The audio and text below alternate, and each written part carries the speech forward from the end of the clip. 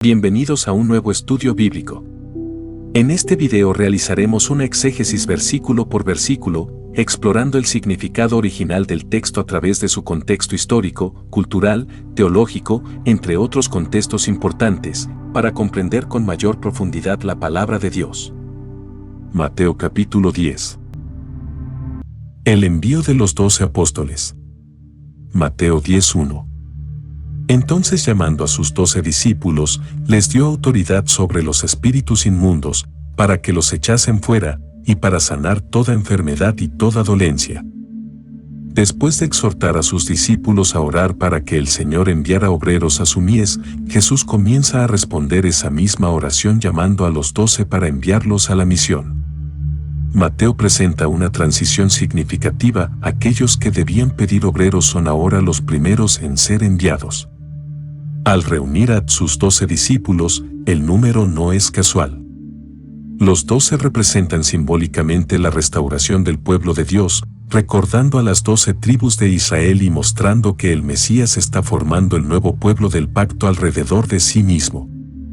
Jesús les dio autoridad, dejando claro que el poder con el que actuarán no procede de sus capacidades personales ni de algún mérito espiritual, sino de una autoridad delegada por el propio Señor. Esa autoridad se extiende sobre los espíritus inmundos, para expulsarlos, y también sobre toda enfermedad y toda dolencia, continuando las mismas obras que él había realizado durante su ministerio. Mateo destaca que los apóstoles no actúan independientemente de Cristo, sino como representantes autorizados del Rey, confirmando con señales el mensaje del reino que anunciarán. Mateo 10:2. Los nombres de los 12 apóstoles son estos: primero Simón, llamado Pedro, y Andrés su hermano, Jacobo hijo de Zebedeo, y Juan su hermano. Esta es la primera vez que Mateo utiliza el término apóstoles, palabra que significa literalmente enviados o delegados. Ya no son presentados únicamente como discípulos que aprenden de Jesús, sino como hombres que recibirán una misión específica. La lista comienza con Simón, llamado Pedro, quien ocupa constantemente el primer lugar en todas las listas apostólicas del Nuevo Testamento. La palabra Pedro significa piedra o roca, nombre que Jesús le había dado para señalar el papel que desempeñaría en el desarrollo inicial de la iglesia. A continuación aparece Andrés, su hermano, quien había sido uno de los primeros en seguir a Jesús y quien anteriormente llevó a Pedro hasta él. Luego se mencionan Jacobo y Juan, hijos de Zebedeo, conocidos también como pescadores del mar de Galilea. Ambos formarían, junto con Pedro, el círculo más cercano de Jesús en varios acontecimientos importantes de su ministerio. Mateo organiza la lista mostrando que Cristo llamó a personas comunes, provenientes principalmente de Galilea, para confiarles una misión extraordinaria. Mateo 10:3. Felipe, Bartolomé, Tomás, Mateo el publicano, Jacobo hijo de Alfeo, Lebeo, por sobrenombre Tadeo.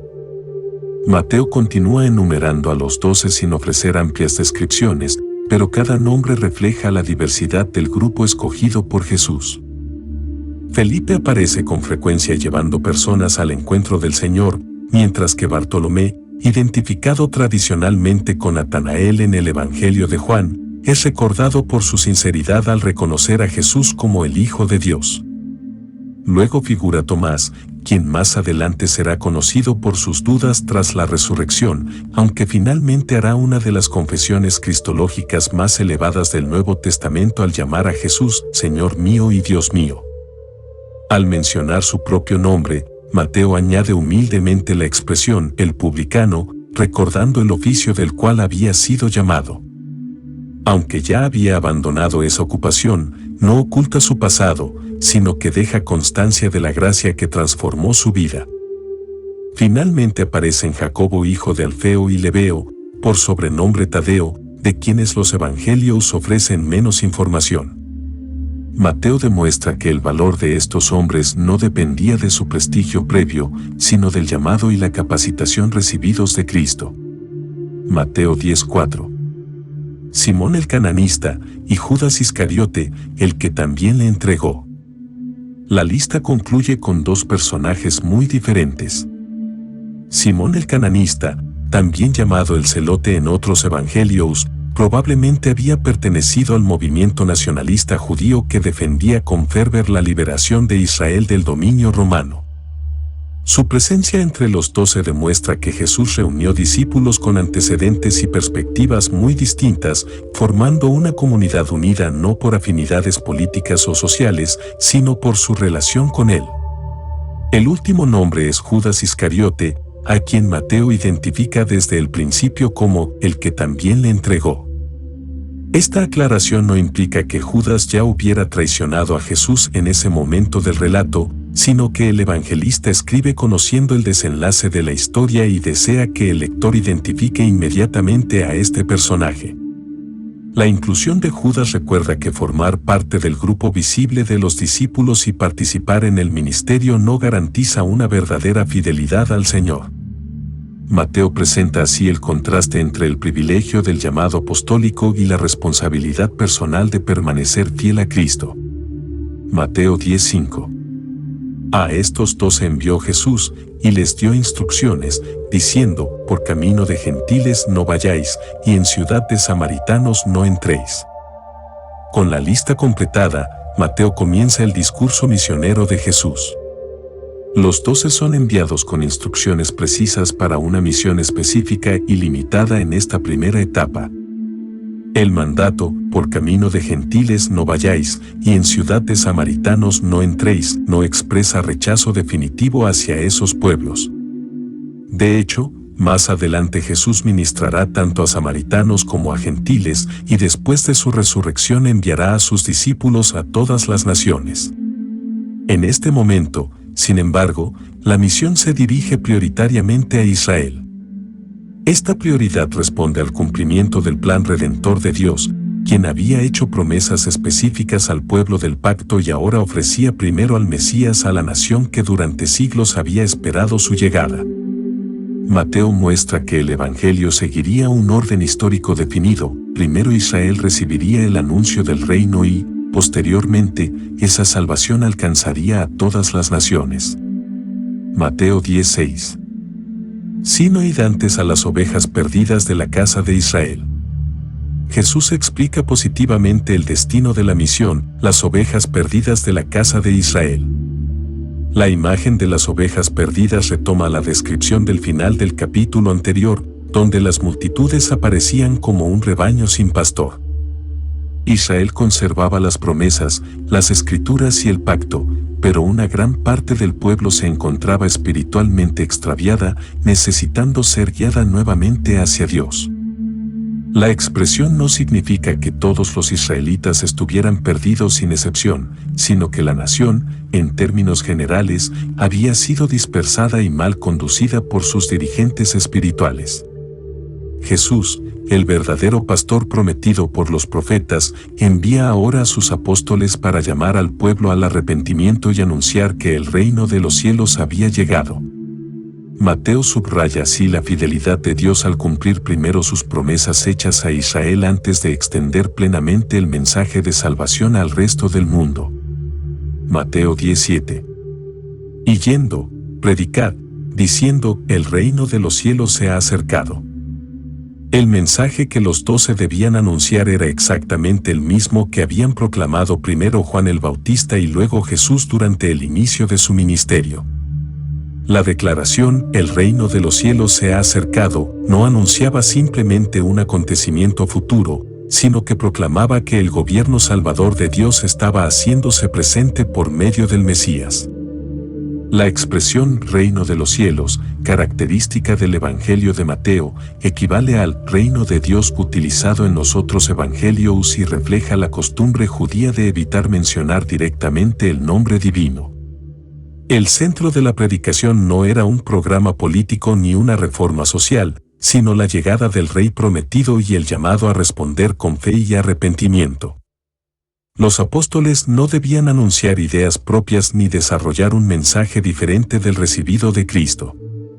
Mateo destaca que toda verdadera misión comienza proclamando el mismo evangelio del reino que Jesús había enseñado, pues la autoridad del mensajero depende de la fidelidad al mensaje que le ha sido confiado.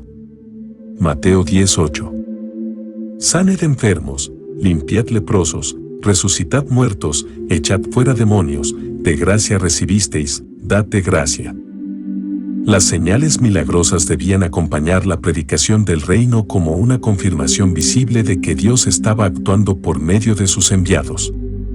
Jesús menciona 4 obras que los apóstoles realizarían: sanar enfermos, limpiar leprosos, resucitar muertos y expulsar demonios.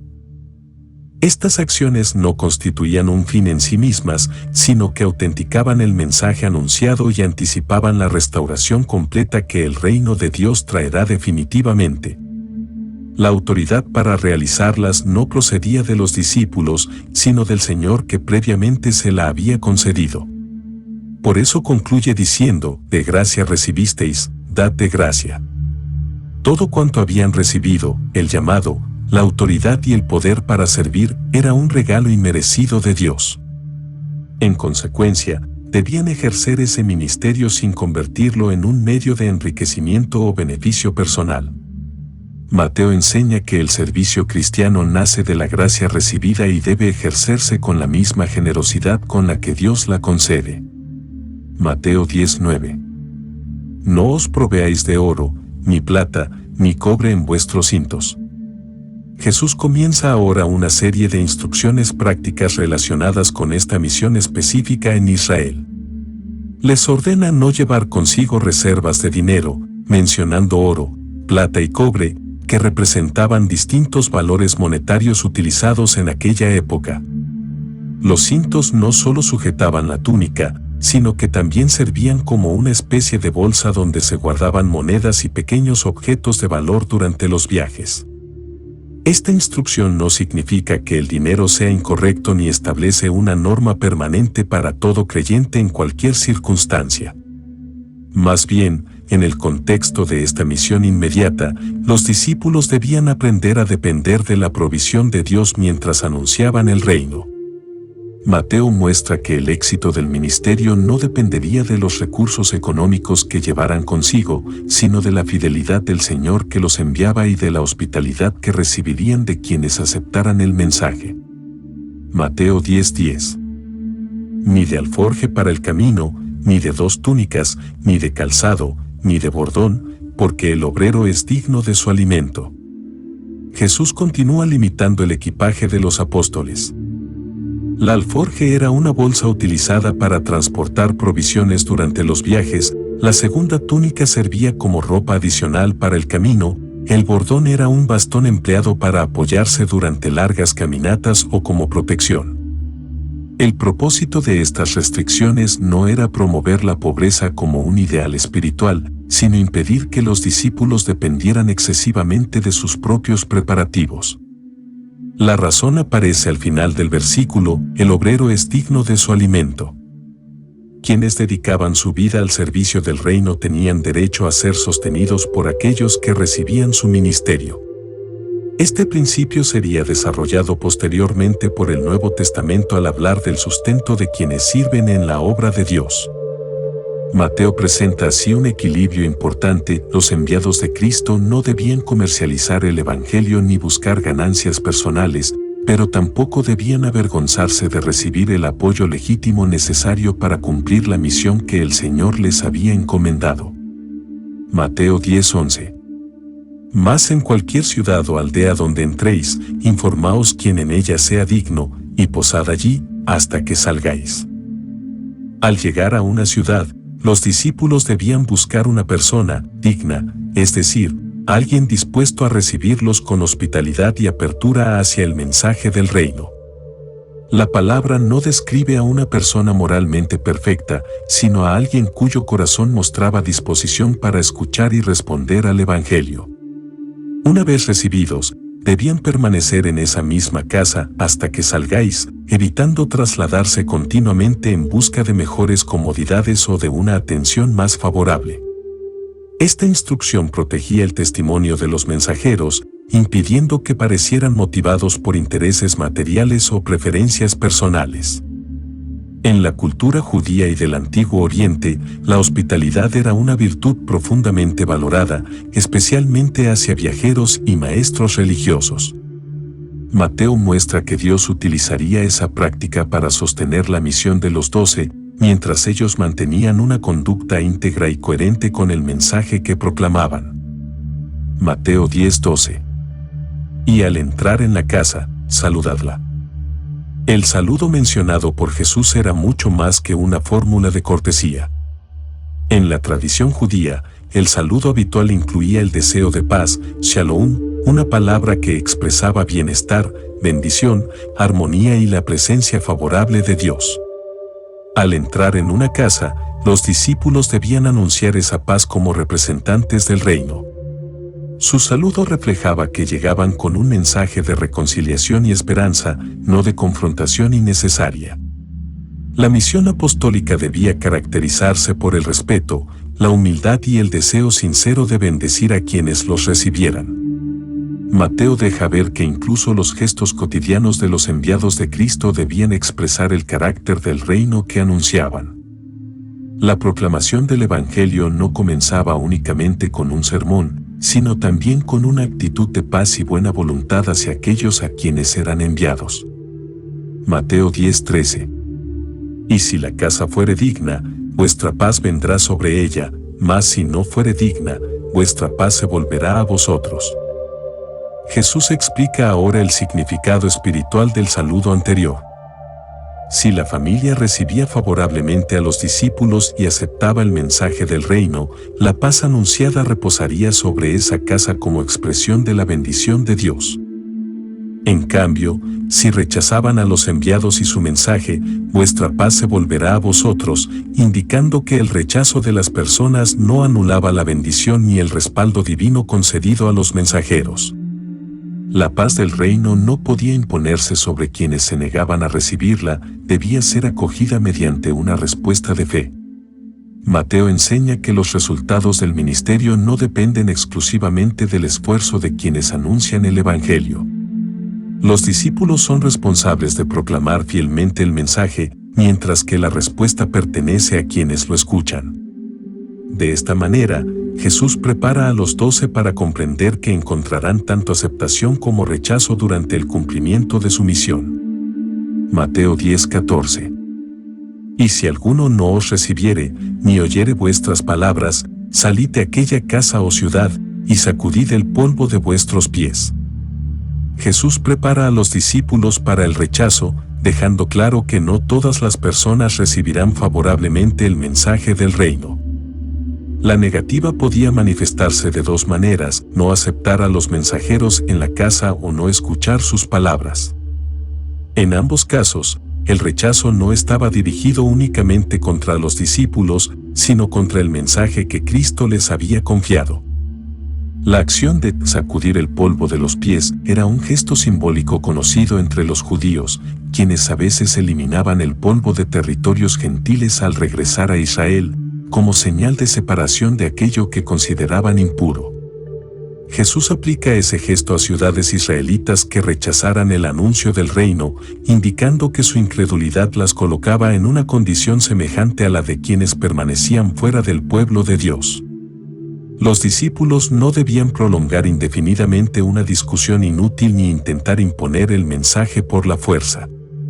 Su responsabilidad consistía en anunciarlo con fidelidad y dejar un testimonio claro cuando fuera rechazado. Mateo 10:15. De cierto os digo que en el día del juicio será más tolerable el castigo para la tierra de Sodoma y de Gomorra que para aquella ciudad. Jesús emplea la fórmula solemne de cierto os digo para destacar la gravedad de rechazar el mensaje apostólico. Sodoma y Gomorra eran recordadas en las Escrituras como ejemplos extremos de corrupción y juicio divino. Sin embargo, Cristo declara que la situación de una ciudad que rechazara a sus enviados sería aún más grave en el día del juicio. La razón no es que sus habitantes necesariamente cometieran pecados externamente peores, sino que habrían recibido una revelación mucho mayor. Sodoma y Gomorra no escucharon la proclamación del reino ni tuvieron delante de ellas a representantes autorizados del Mesías. En cambio, las ciudades de Israel estaban recibiendo una oportunidad única de responder al cumplimiento de las promesas de Dios. Mateo enseña así que la responsabilidad aumenta de acuerdo con la luz recibida. Cuanto más clara es la revelación, más grave resulta rechazarla deliberadamente. Persecución y fidelidad en la misión. Mateo 10:16. He aquí, yo os envío como a ovejas en medio de lobos, sed, pues, prudentes como serpientes y sencillos como palomas. Jesús describe con realismo el peligro que enfrentarán sus discípulos. Ser enviados como ovejas en medio de lobos significa entrar en un ambiente hostil sin recurrir a la violencia ni adoptar los métodos de sus opositores. Las ovejas representan vulnerabilidad y dependencia del pastor, mientras que los lobos simbolizan a quienes buscarían destruir, engañar o perseguir a los mensajeros. Por eso Cristo combina dos cualidades necesarias, prudencia y sencillez. Ser prudentes como serpientes significa actuar con discernimiento, reconocer los peligros y evitar una exposición innecesaria. Ser sencillos como palomas implica conservar pureza de intención, honestidad y ausencia de malicia. La prudencia sin integridad se convierte en astucia engañosa, mientras que la sinceridad sin discernimiento puede conducir a una ingenuidad peligrosa. Mateo muestra que el discípulo fiel debe enfrentar la oposición con inteligencia, pero sin abandonar el carácter del reino. Mateo 10:17. Y guardaos de los hombres, porque os entregarán a los concilios, y en sus sinagogas os azotarán. El llamado a guardarse de los hombres no invita a vivir dominados por la sospecha, sino a reconocer que la persecución podría surgir incluso dentro de las estructuras religiosas de Israel. Los concilios eran tribunales locales encargados de resolver asuntos comunitarios y religiosos, mientras que las sinagogas no solo funcionaban como lugares de oración y enseñanza, sino también como centros de disciplina. El azote era un castigo público destinado a corregir y avergonzar al acusado. Los discípulos debían comprender que anunciar al Mesías no siempre produciría admiración o aceptación, sino que podría llevarlos a ser tratados como transgresores por quienes creían defender la fidelidad a Dios. Mateo anticipa de este modo lo que ocurrirá posteriormente en el libro de los Hechos, donde los primeros cristianos serán interrogados, golpeados y expulsados de las comunidades religiosas por proclamar a Jesús. Mateo 10:18. Y aun ante gobernadores y reyes seréis llevados por causa de mí, para testimonio a ellos y a los gentiles.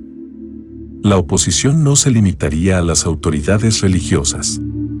Los discípulos serían llevados también ante gobernadores y reyes, representantes del poder político y judicial. La causa de esa comparecencia sería claramente, por causa de mí, es decir, por su fidelidad a Jesús y al mensaje del Evangelio. Sin embargo, Cristo no presenta estas circunstancias únicamente como sufrimiento, sino también como una oportunidad para dar testimonio. Los tribunales, palacios y centros de poder se convertirían en lugares donde el nombre de Jesús sería proclamado ante personas que de otro modo quizá nunca habrían escuchado el mensaje. La mención de los gentiles amplía el horizonte más allá de la misión inmediata a Israel y anticipa la futura expansión universal del Evangelio. Mateo enseña que la persecución no puede detener el propósito de Dios. Incluso los intentos de silenciar a sus siervos pueden convertirse en medios para extender el testimonio de Cristo. Mateo 10:19. Mas cuando os entreguen, no os preocupéis por cómo o qué hablaréis, porque en aquella hora os será dado lo que habéis de hablar. Jesús no promete que sus discípulos evitarán los interrogatorios, pero sí que recibirán ayuda divina cuando tengan que enfrentarlos. La instrucción, no os preocupéis, no prohíbe toda preparación responsable ni enseña que los creyentes nunca deban estudiar o pensar cuidadosamente. Se refiere específicamente a la ansiedad paralizante ante una comparecencia forzada por causa del Evangelio. Los discípulos no debían temer que su falta de formación retórica o jurídica les impidiera testificar correctamente. En el momento necesario, Dios les concedería las palabras apropiadas para responder. Esta promesa subraya que la misión no depende únicamente de la capacidad humana, sino del respaldo activo del Señor. Mateo muestra que la misma autoridad que envía a los discípulos también los sostiene cuando enfrentan situaciones que superan sus recursos naturales. Mateo 10:20. Porque no sois vosotros los que habláis, sino el Espíritu de vuestro Padre que habla en vosotros. Jesús explica la razón por la cual los discípulos no debían vivir dominados por la ansiedad. En aquellos momentos de prueba, el Espíritu de vuestro Padre actuaría en ellos y por medio de ellos. Esto no significa que perderían su personalidad o que hablarían de manera mecánica, sino que el Espíritu Santo les daría claridad, valentía y sabiduría para testificar fielmente. La expresión «vuestro Padre» recuerda la relación cercana que los discípulos tienen con Dios y la seguridad de que no serán abandonados ante sus acusadores. Mateo presenta aquí una de las primeras referencias claras al auxilio del Espíritu en la misión cristiana. El testimonio apostólico no dependería únicamente de memoria, educación o habilidad verbal, sino de la presencia divina que capacita a los enviados de Cristo para hablar con fidelidad en circunstancias de oposición.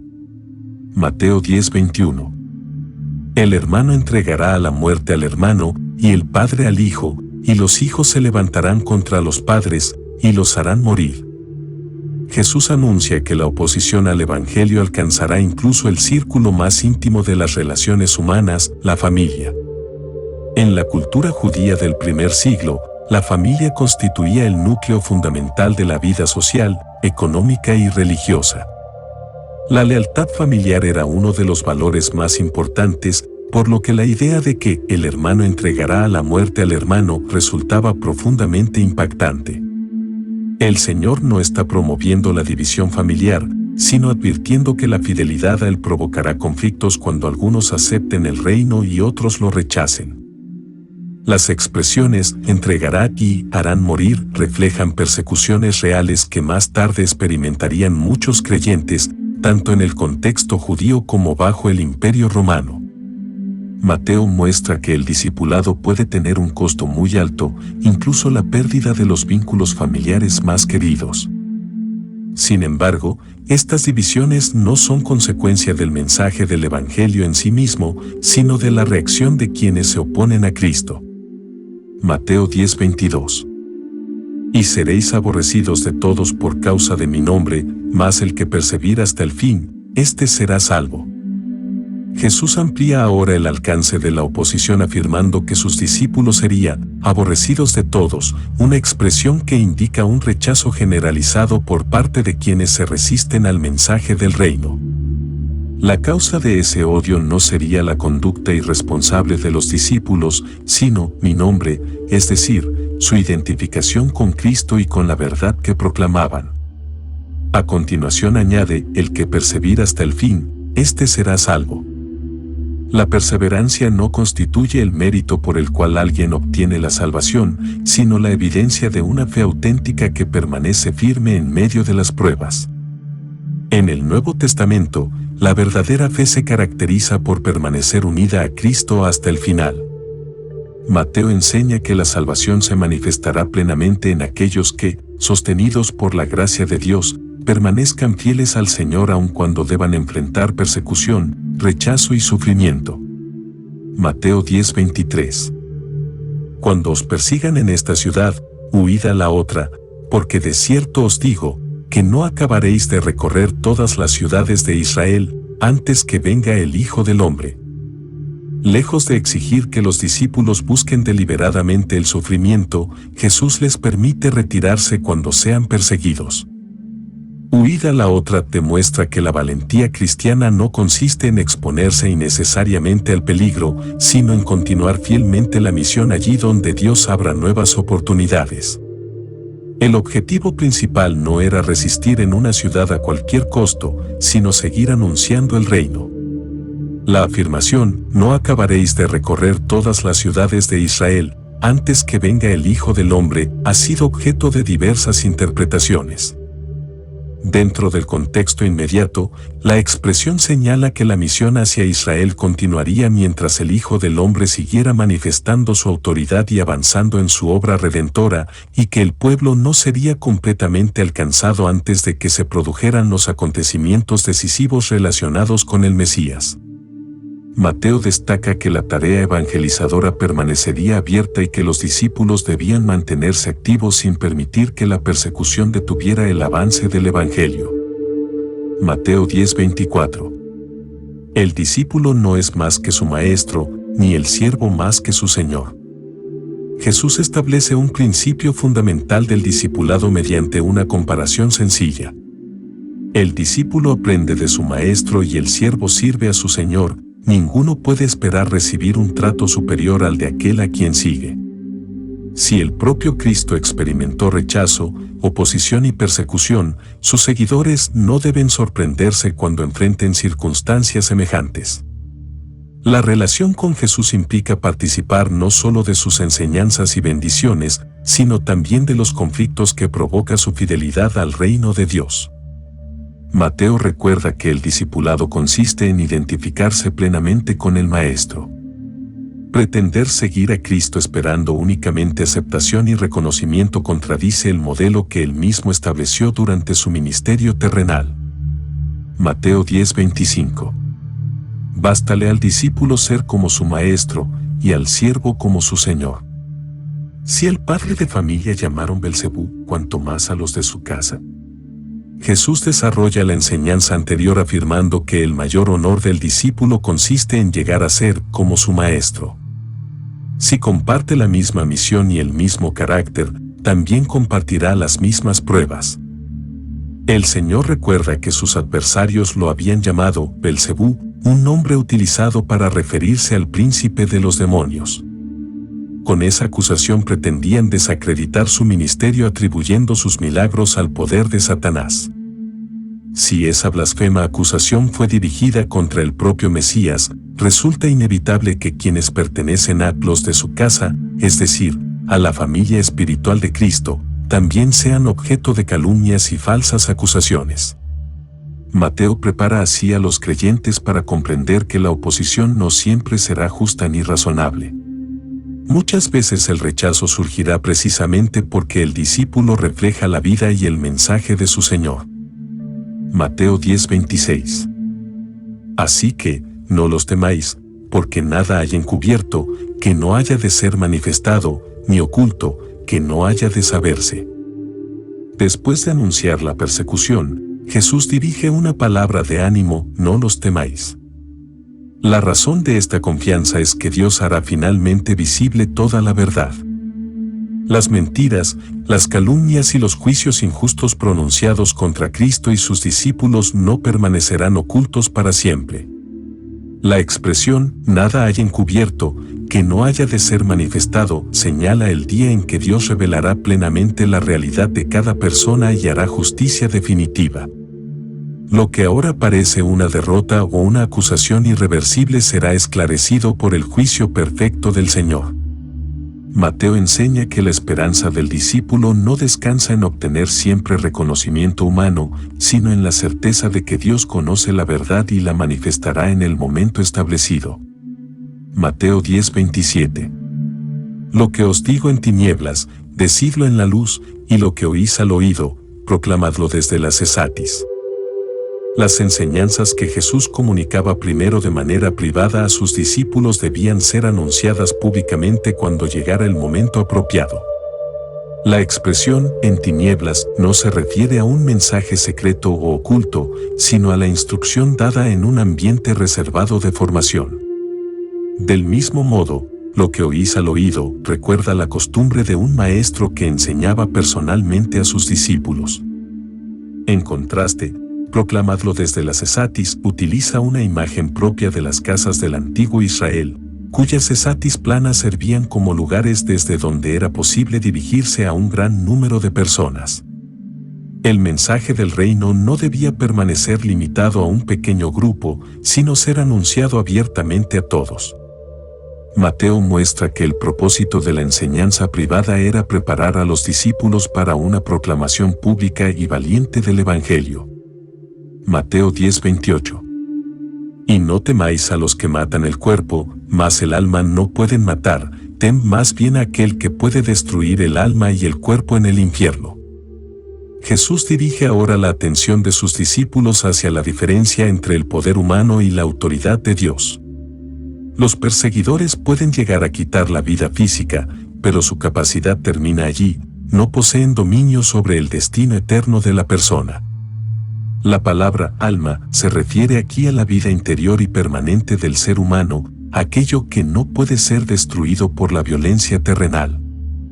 Por eso, el temor principal del discípulo no debe dirigirse hacia quienes amenazan el cuerpo, sino hacia Dios, quien posee autoridad sobre la totalidad de la persona y ejerce el juicio definitivo.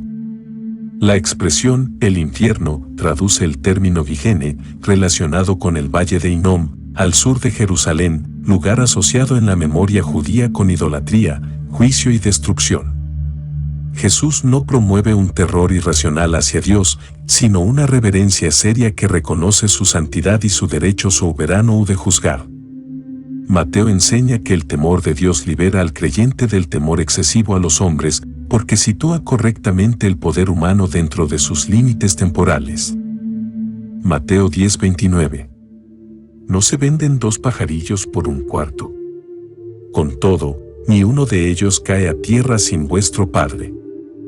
Después de hablar del juicio de Dios, Jesús equilibra la enseñanza recordando el cuidado paternal del mismo Dios a quien los discípulos deben reverenciar. Los pajarillos eran probablemente gorriones, aves pequeñas y de muy poco valor comercial, vendidas como alimento a un precio mínimo. El cuarto era una moneda de escaso valor, lo que resalta la insignificancia económica de aquellas aves. Sin embargo, Jesús afirma que ni siquiera una de ellas cae a tierra fuera del conocimiento y la voluntad del Padre.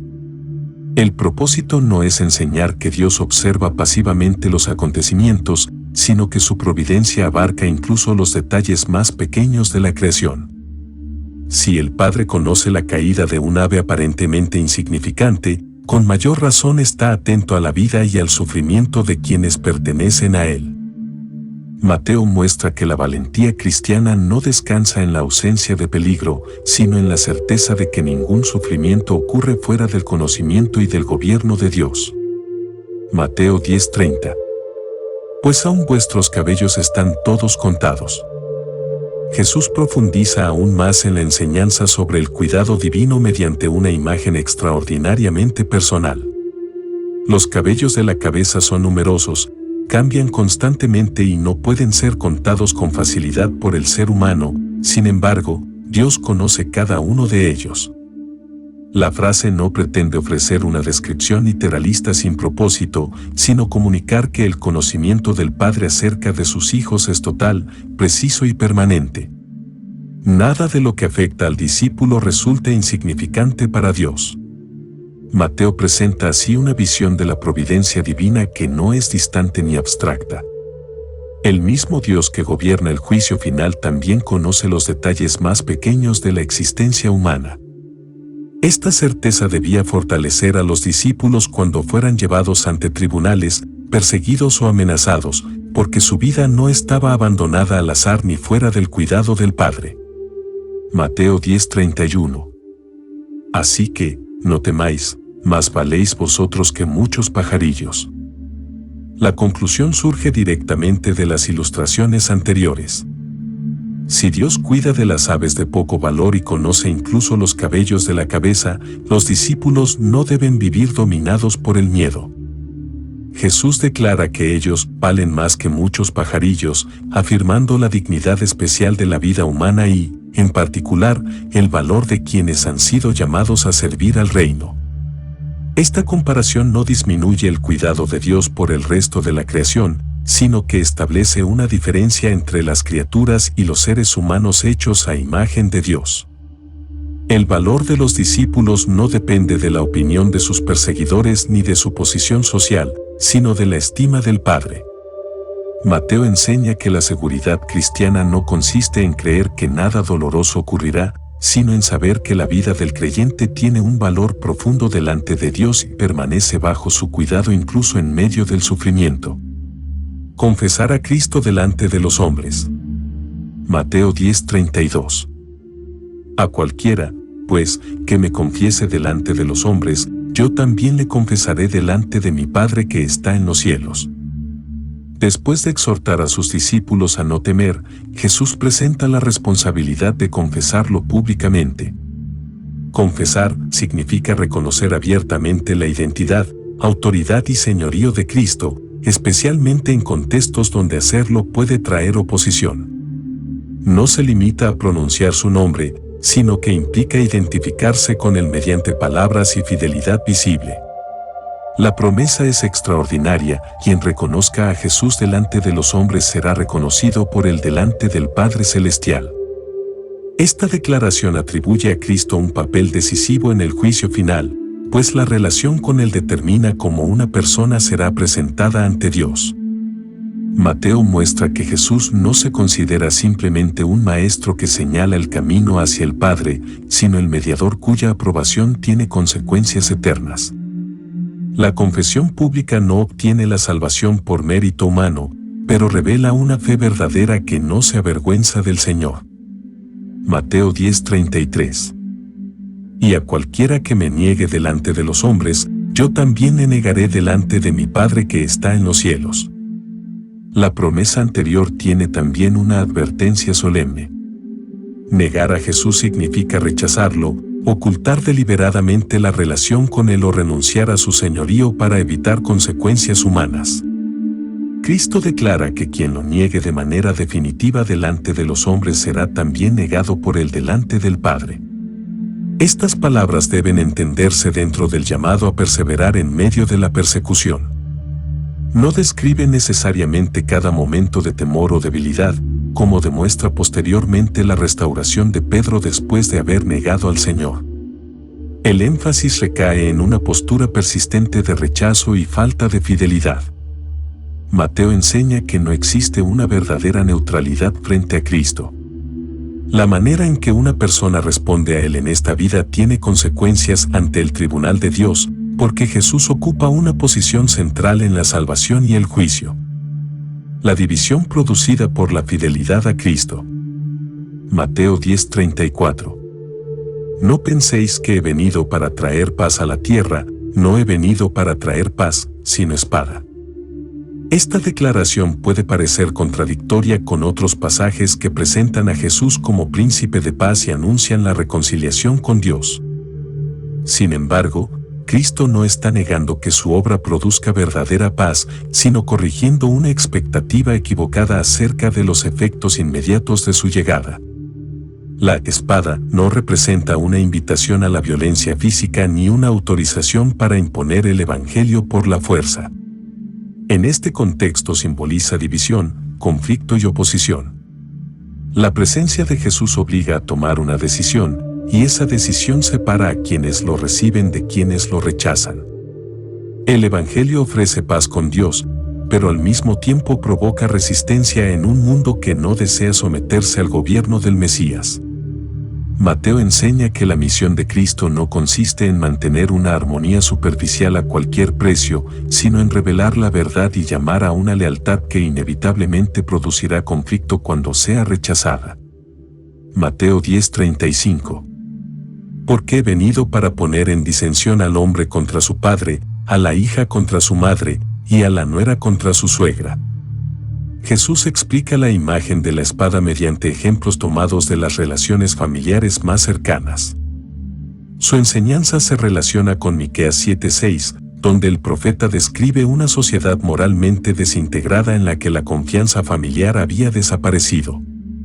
Cristo no declara que su propósito sea destruir familias por capricho, sino que su llegada expone las lealtades más profundas de cada persona. Cuando un miembro de la familia reconoce a Jesús como Señor y otro lo rechaza, puede surgir una división dolorosa. En una cultura donde la identidad, La seguridad y la religión estaban estrechamente vinculadas a la familia. Seguir a Cristo podía significar romper con expectativas ancestrales y enfrentar rechazo dentro del propio hogar. Mateo muestra que la fidelidad al Mesías puede producir tensiones incluso en los vínculos más íntimos, porque ninguna relación humana puede ocupar el lugar que pertenece exclusivamente a Dios. Mateo 10:36. Y los enemigos del hombre serán los de su casa.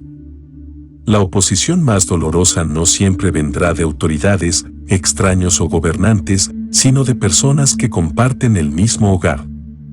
Al citar la idea de Miqueas, Jesús prepara a sus discípulos para una forma de sufrimiento especialmente profunda, el rechazo de aquellos de quienes naturalmente esperarían apoyo y comprensión. El término enemigos no implica necesariamente una hostilidad permanente en todos los casos, sino que describe la posición de quienes se oponen activamente a la fidelidad del creyente. La familia, que normalmente debe ser un espacio de protección, puede convertirse en un lugar de presión para abandonar a Cristo. Mateo no minimiza el valor de los vínculos familiares, pero afirma que incluso esos vínculos pueden ser afectados por la decisión de seguir al Señor. El discipulado exige reconocer que la lealtad a Jesús permanece por encima de toda otra relación humana. Mateo 10:37. El que ama a padre o madre más que a mí, no es digno de mí. El que ama a hijo o hija más que a mí, no es digno de mí. Después de advertir que el Evangelio puede producir división dentro de la familia, Jesús establece el principio que debe gobernar las prioridades del discípulo. El Señor no ordena dejar de amar a los padres, a los hijos o a los demás miembros de la familia, pues las Escrituras enseñan claramente el deber de honrarlos y cuidarlos. Lo que exige es que ningún afecto humano ocupe un lugar superior al que corresponde a él. La expresión «más que a mí» señala el orden correcto de las lealtades. Cuando el amor hacia la familia entra en conflicto con la obediencia a Cristo, el discípulo debe permanecer fiel al Señor. Al afirmar que quien no lo hace no es digno de mí, Jesús no enseña que alguien pueda ganar el derecho a seguirlo por sus méritos, sino que una lealtad dividida demuestra que todavía no ha comprendido el valor incomparable del Mesías. Mateo presenta una de las afirmaciones más elevadas acerca de la identidad de Cristo, pues solo Dios puede exigir una devoción absoluta por encima de los vínculos familiares más sagrados. Mateo 10:38. Y el que no toma su cruz y sigue en pos de mí, no es digno de mí. En tiempos de Jesús, la cruz no era un símbolo religioso ni un objeto de veneración, sino el instrumento de ejecución más humillante y doloroso utilizado por el Imperio Romano. Quien cargaba su cruz caminaba hacia el lugar de su muerte, habiendo renunciado ya a toda expectativa de conservar su antigua vida. Antes incluso de su propia crucifixión, Jesús utiliza esta imagen para describir el verdadero costo del discipulado. Tomar su cruz significa aceptar voluntariamente las consecuencias de seguir a Cristo, aun cuando ello implique sufrimiento, rechazo, pérdida o incluso la muerte. No se refiere simplemente a soportar las dificultades normales de la vida, sino a asumir el precio de la fidelidad al Señor. La expresión «seguir en pos de mí» recuerda que el discipulado consiste en caminar detrás del Maestro, compartiendo su camino y obedeciendo su voluntad. Mateo muestra que seguir a Cristo implica una entrega total, en la que el discípulo está dispuesto a renunciar incluso a su propia seguridad antes que abandonar al Señor. Mateo 10:39. El que haya su vida, la perderá, y el que pierde su vida por causa de mí, la hallará. Jesús presenta aquí una de las grandes paradojas del Evangelio. Quien busca hallar su vida, es decir, preservarla a cualquier costo, evitando toda pérdida por causa de Cristo, terminará perdiendo aquello que intenta conservar.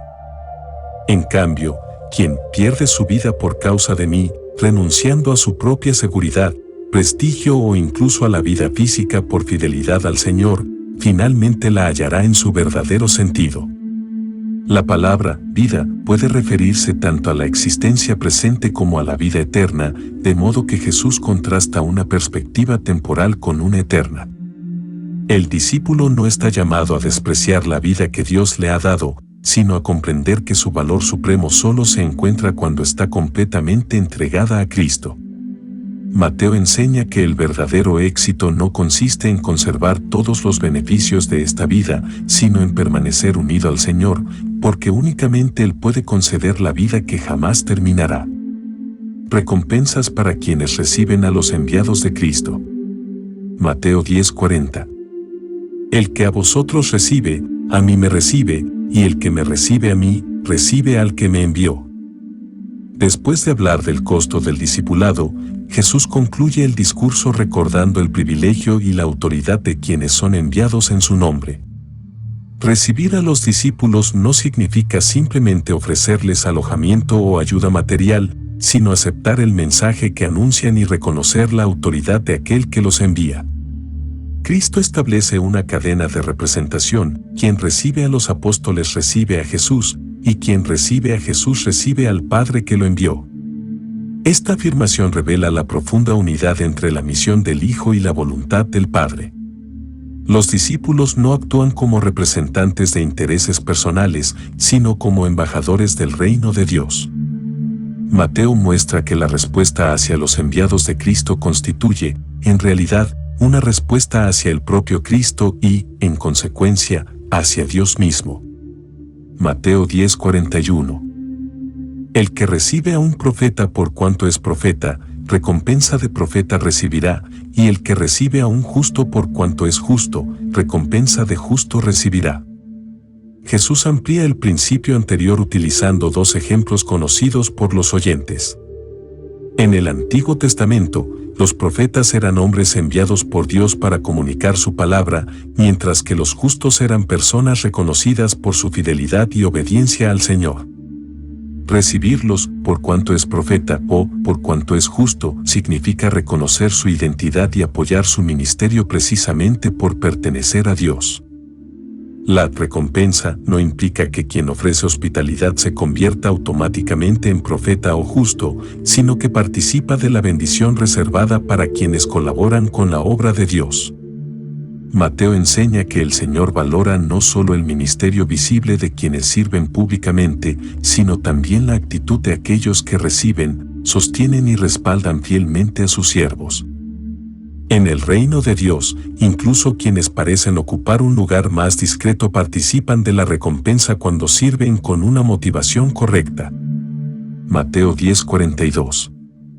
Y cualquiera que dé a uno de estos pequeñitos un vaso de agua fría solamente, por cuanto es discípulo, de cierto os digo que no perderá su recompensa. Jesús concluye el discurso con un ejemplo de la acción más sencilla que pueda imaginarse: ofrecer un vaso de agua fría. En el clima cálido de Palestina, un gesto tan simple representaba una muestra genuina de hospitalidad y cuidado hacia un viajero. Los pequeñitos no son necesariamente niños, sino los discípulos de Cristo que, a los ojos del mundo, podían parecer insignificantes o carecer de prestigio. Lo importante no es el valor material del regalo, sino que se realiza por cuanto es discípulo, es decir, por amor y respeto hacia Cristo. Jesús asegura solemnemente que quien actúe de esa manera no perderá su recompensa. Con estas palabras, Mateo concluye el discurso misionero destacando un principio fundamental del reino: Dios observa y recompensa incluso los actos de servicio más humildes cuando son realizados con fe y por causa de Cristo. Ninguna obra hecha para el Señor, por pequeña que parezca desde la perspectiva humana, pasa desapercibida delante de Él.